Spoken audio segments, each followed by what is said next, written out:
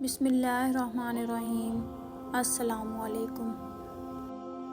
آج میں آپ لوگوں کو مولوی کی بیٹیوں کی کہانی سناؤں گی، غور سے سنیے گا۔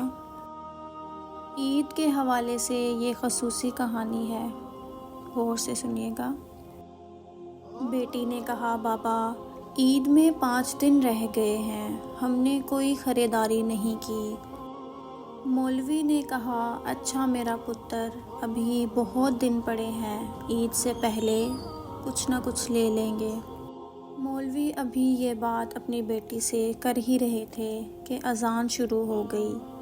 مولوی آنکھیں اپنی بیٹی کے سامنے جھکائے ہوئے تھے شرمندگی سے، تو ان کو موقع مل گیا وہاں سے جانے کا۔ عید سے ایک دن پہلے مولوی صاحب جب ہر طرف سے نا امید ہو گئے، کیونکہ مانگنے سے عزت نفس جاتی ہے، اور قرض وہ لے نہیں سکتے تھے کیونکہ واپسی کی کوئی صورت نہیں تھی، اور خود سے کبھی کسی کو کوئی توفیق نہیں ہوئی، کیونکہ مولوی صاحب کے بچوں کے کون سا دل ہوتے ہیں، ان کے کون سا احساسات ہوتے ہیں، وہ کون سا فیلنگز رکھتے ہیں، انہوں نے کون سا باہر نکلنا ہوتا ہے۔ مولوی صاحب جب کچھ نہ کر سکے تو انہوں نے سوچا، آج میں اپنی بیٹی کو اپنی ہر تعلیم، جتنی بھی میرے پاس تعلیم ہے، جتنا بھی ہنر ہے، میں اپنی بیٹی کو بہلا پھسلا کر کہہ دوں گا کہ بیٹا بڑی عید ہے، بڑی عید پہ کپڑے نہیں پہنا کرتے۔ خیر یہ ساری باتیں سوچتے مولوی صاحب اپنے گھر گئے۔ بیٹیاں ہاتھ میں پرچیاں لے کر منتظر تھی کہ باپ نے آج کا وعدہ کیا ہے، آج وہ ہماری مطلوبہ چیزیں لے کر آئیں گے۔ جیسے ہی مولوی صاحب گھر میں داخل ہوئے تو ان کی بیوی سمجھ چکی تھی کہ میری بیٹیوں کے دل ٹوٹنے والے ہیں، تو وہ جلدی سے گئی، پیاز لے کر آئی کہ پیاز کاٹنے کے بہانے آنسو بہا لوں گی، کیونکہ ماں تو ماں ہوتی ہے، اس کے آنسو اپنی اولاد کے لیے پلکوں کے منڈیر پر بسیرا کرتے ہیں، لیکن وہ بیٹیوں کے سامنے شوہر کو اور شوہر کے سامنے بیٹیوں کو ٹوٹتا ہوا نہ دیکھ سکے۔ مولوی صاحب بیٹھے تو چھوٹی بیٹی پاس آئی اپنی پرچی لے کر، تو مولوی صاحب نے شرم سے اپنی آنکھیں جھکا لی اور اپنی جرابیں اتارنے لگے، اور انہوں نے اپنی ٹوپی لپیٹ کر رکھ دی، جو کہ علامت ہوتی ہے کہ اب گھر سے باہر نہیں جانا۔ اچانک بڑی بیٹی چھوٹی بیٹی کو بازو سے پکڑتی ہے اور اسے اشارے سے روکتی ہے، اس کے ہاتھ سے پرچی لے کر اپنی پرچی اور اس کی پرچی چٹائی کے نیچے چھپا دیتی ہے۔ یہ سب واقعہ مولوی صاحب کی بیوی دیکھ رہی تھی، لیکن نہ دیکھنے کی کمال کی فنکاری کر رہی تھی۔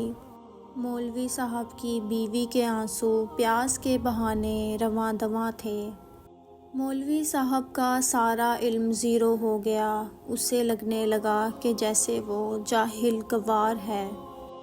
اس سے پہلے مولوی کچھ کہتے، بیٹی بولی، بابا جان کل ہم نے نئے کپڑے نہیں لینے، کیونکہ بڑی عید تو قربانی کی عید ہوتی ہے، اور کل آپ نے چاچو کے 2 بچھڑے بھی تو ذبح کرنے ہیں، اور ہم نے وہاں آپ کو قربانی کرتے دیکھنا ہے، تو سارا دن تو قربانی میں لگ جائے گا، ہم کپڑے کس وقت پہنیں گے؟ چھوٹی عید کے کپڑے پڑے ہوئے ہیں، وہی پہن لیں گے۔ مولوی صاحب اپنی بیٹی کی باتیں سننے لگے اور سوچنے لگے کہ یہ سب سے زیادہ سمجھدار عالم فاضل ہے۔ مولوی صاحب نے یہ باتیں سن کر اپنی نظریں اٹھائی اور ایک نظر اپنی بیٹی کی طرف ڈالی۔